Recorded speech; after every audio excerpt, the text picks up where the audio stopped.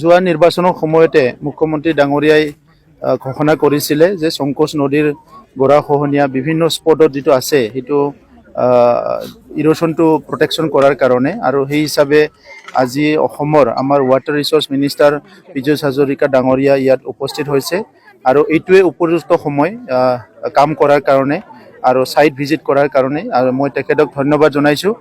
তেখেতে আহি পেলাই আজি আমাৰ অসমৰ একদম পশ্চিম প্ৰান্তত যিটো বৰ্ডাৰ সেই বৰ্ডাৰত যিটো ইৰোশ্যন হৈ আছে সেইটো প্ৰটেকশ্যন কৰাৰ কাৰণে বহুত বছৰৰ পৰা এটা ৰাইজৰ ডিমাণ্ড আছিলে, কিন্তু সেইটো তেনেকুৱা আজিলৈকে হৈ উঠা নাই। তো মই আশা ৰাখিছোঁ এইটো ভিজিটৰ পিছত সংকোচ নদীৰ যিখিনি গৰাখহনীয়া বছৰি বছৰি বাৰিষাৰ সময়ত মানুহবিলাক বহুত ভয়কৈ থাকিব লগা হয় আৰু যোৱা কেইবছৰমানত বানপানীত মানে ইয়াত বাচ্চাৰ মানে পানীত বৈ গৈছে, মৰিছে, বিভিন্ন ঘটনাবিলাক হৈ আছে। এইটো এটা পাৰ্মানেণ্ট সলিউশ্যন আমাক লাগে আৰু সেই পাৰ্মানেণ্ট সলিউশ্যন কৰাৰ কাৰণে আজি মন্ত্ৰী মহোদয়ে এইটো চোৱাৰ পিছত এটা সিদ্ধান্ত হ'ব আৰু আজি 6টা বজাত এণ্টায়াৰ আমাৰ বড়োলেণ্ডৰ 5টা ডিষ্ট্ৰিক্টৰ যিখিনি আমাৰ ইৰোশ্যন প্ৰব্লেম আছে সেইটো লৈ পেলাই এটা ৰিভিউ মিটিং হ'ব। চ' আমি ভাল লাগিছে আমাৰ কি এইটো মেইন সময়ত কাম কৰা সময়ত আজি মন্ত্ৰী ডাঙৰীয়া আহি উপস্থিত হৈছে। আমি আশা ৰাখিম যে আহি থকা দিনবিলাকত যিবিলাক আমাৰ বানপানী আৰু গৰাখহনীয়া হয় এইবিলাক লাহে লাহেকৈ আমি মেনেজ কৰিবলৈ পাৰিছোঁ আৰু সেইটো আহি থকা সময়ত মেক্সিমাম লেভেলত আমি মেনেজ কৰিব পাৰিম, মই সেইটো আশা কৰিছোঁ। চৰকাৰী তথ্য মতে কিমান বিঘা মাটি ইতিমধ্যে নদীত বিলীন গৈছে?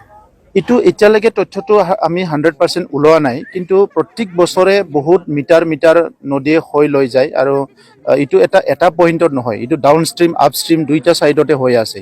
এইটো অকল সংকোচৰ নহয়, চব নদীৰে হৈ আছে। ডাটা আজি প্ৰস্তুত কৰিছে তেখেতসকলে আৰু সেইটো 6টা বজাত আমি গম পাম যে কিমানখিনি নদী ইৰোশ্যন কৰি আছে আৰু কিমানখিনি আমাৰ গৰাখহনীয়া হৈ আছে আৰু কিমানখিনি মাটি আমাৰ নদীৰ বুকুলৈ গুচি গ'ল। আজিৰ এই আপোনালোকে ভ্ৰমণৰ মূল উদ্দেশ্য কি? মূল উদ্দেশ্য হৈছে ৱাটাৰ ৰিচোৰ্চৰ কাম চোৱা আৰু ক'ত কাম কৰিব লগা আছে সেইটো নিজে পৰ্যবেক্ষণ কৰা। মাননীয় মুখ্যমন্ত্ৰী ডাঙৰীয়াই ইয়ালৈকে আহোঁতে এই সংকোচ ৰিভাৰৰ নদীৰ গৰাখহনীয়াৰ কথা কৈছিলে তেখেতক ইয়াৰ স্থানীয় ৰাইজে। মোক ইয়ালৈকে আহিবলৈ কৈছিলে বিশেষ অসুবিধাৰ কাৰণে মই বহুদিন আহিব পৰা নাছিলোঁ। প্ৰমোদ বড়ো ডাঙৰীয়াই প্ৰায় মোক কয় ইয়ালৈকে আহিবলৈ। আজি আহি চালোঁ, নিজে সৰজমিন তদন্ত কৰিলোঁ বুলি যিটো কয় নিজে চালোঁ। মই কামখিনি কৰিবলৈকে অতি সোনকালে প্ৰচেষ্টা চলাম যাতে এই নদীখনে আৰু আমাৰ ফালে সোমাই আহিব নোৱাৰে। এইটো হৈছে বৰ্ডাৰ, গতিকে সিফালে যদি সোমাই আহে মানে অসমৰ মাটি কমি গৈ থকা, গতিকে এইটো হ'ব দিব নোৱাৰি। অতি সোনকালে মানে নেক্সট ৱৰ্কিং ছিজনত ইয়াৰ গৰাখহনীয়া প্ৰতিৰোধৰ কাম আৰম্ভ কৰিম। ইয়াৰ পূৰ্বেও ইউজি ব্ৰহ্ম আহিছিল, তেতিয়া কিন্তু নহ'ল। এইবাৰ আপুনি অহাৰ পিছত স্থানীয় ৰাইজে কি আশা কৰিব, কিমান দিনত কামখিনি হ'ব বুলি? মইতো ক'লো এইটো মই আপুনি নুশুনিলে নেকি? আহা ৱৰ্কিং ছিজনত কৰিম বুলি ক'লো। মই কৈছোঁ হ'ব। ইউজিদাক দুখ দি লাভ নাই, তেওঁ ডিপাৰ্টমেণ্টৰ মন্ত্ৰী নহয়, মই ডিপাৰ্টমেণ্টৰ মন্ত্ৰী, গতিকে কামটো কৰিম বুলি ইতিমধ্যে কথা দিলোঁ। ভূপেন বৰা ডাঙৰীয়াই ৰিয়েলিটিত নাই। আপোনালোকৰ লাগে নেকি? নটা ইলেকশ্যনত একেবাৰে হাৰি, একেৰাহে 9টা ইলেকশ্যনত হাৰি 9টা চিটত লোকসভাত জিকিব, আপোনালোকৰো কিবা ক'ৰবাত অলপ কথাটো লাগে নেকি? তেনেকুৱা লাগে নেকি? বিশ্বাস কৰে নেকি? নিজে কৈছে আপোনালোকে সুধিছোঁ, বিশ্বাস কৰে নেকি? ভূপেন বৰা ডাঙৰীয়াই একেৰাহে 9টা ইলেকশ্যনত হাৰিছে, মানে কংগ্ৰেছ দল হাৰিছে। তাৰপাছত আকৌ 9টা সমষ্টিত লোকসভাত তেওঁলোক জিকিম বুলি কয়।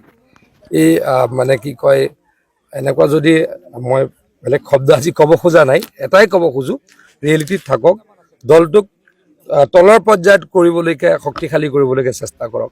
আজি ভৱনত বহি কবিতা লিখি উফাইদাং মৰা কথা কৈ অসমৰ ৰাইজৰ কাষ চাপিব নোৱাৰে, আঁতৰিহে যাব। গতিকে কাষ চাপিবলৈ গাঁৱে আহি পাৰিলে কাম কৰক।